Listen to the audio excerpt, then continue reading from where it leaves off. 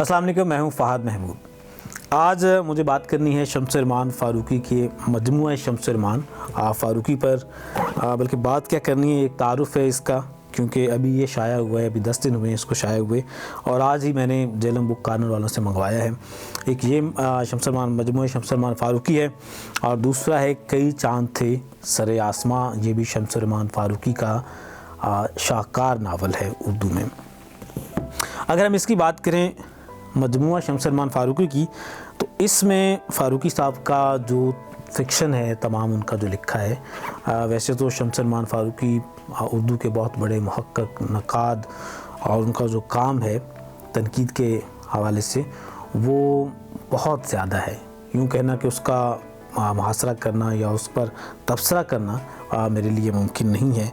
हम सिर्फ इसकी इनके फ़िक्शन की हद तक बात करते हैं। तो इस मजमूए में एक तो उनका तोहफ़ा ख़ास अफ़साना है फ़ानी बाकी, वो है। उसके अलावा सवार और दूसरे अफ़साने हैं जो शम्स-ए रहमान फ़ारूक़ी ने लिखे थे। उसके साथ साथ मुख्तसर नावल कब्ज़े ज़मां, जो जेलम बुक कॉर्नर वालों ने उससे पहले भी अलग से भी शाया किया है।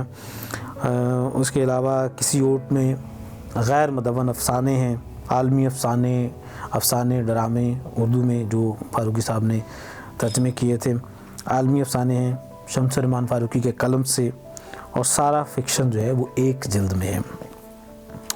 तो ये इसकी तरतीब व तहज़ीब जो है वो मोहम्मद हमीद शाह साहब ने की है, और जेलम बुक कॉर्नर वालों ने इसे शाया किया है। जिस तरह से जेलम वालों की रवायत है कि किताब बहुत खूबसूरत अंदाज से शाया करते हैं कि आपको किताब देख के ही आपका दिल करता है कि वो इंसान किताब को ख़रीद ले। यही वजह है कि मैंने ये जो नावल है शम्स-ए रहमान फ़ारूक़ी का कई चाँद थे सरे आसमां, ये मैंने सिर्फ़ और सिर्फ तस्कीन ज़ौक़ के लिए ख़रीदा है।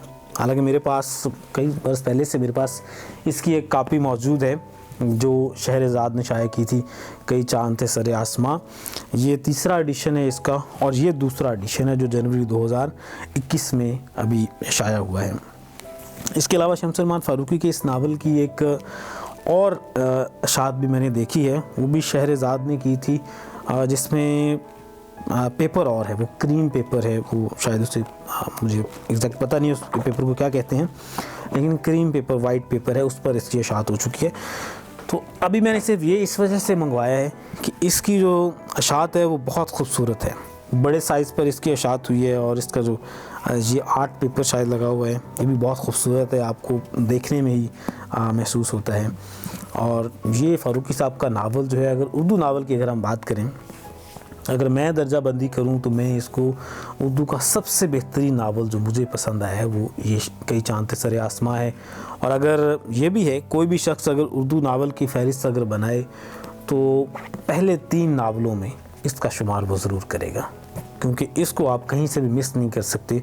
ये इतना शानदार, इतना खूबसूरत ज़ुबान के एतबार से और कहानी के एतबार से ये बहुत खूबसूरत नावल है। तो ये जेलम बुक कॉर्नर वालों ने शाया की हैं। आज की ये 2 किताबें हैं, और इन पर तबसरा तो मुमकिन नहीं है, लेकिन इनका तारुफ़ ही मैं आपको दे सकता हूँ। तो अगर आप पढ़ना चाहते हैं, अच्छे नावल की तलाश में हैं, अच्छे फ़िक्शन की तलाश में हैं, तो आपको शम्स-ए रहमान फ़ारूक़ी का ये नावल कई चाँद थे सरे आसमां ज़रूर पढ़ना चाहिए, और उनका ये वाला जो काम है मजमूआ शम्स-ए रहमान फ़ारूक़ी, ये भी ज़रूर पढ़ना चाहिए। शुक्रिया।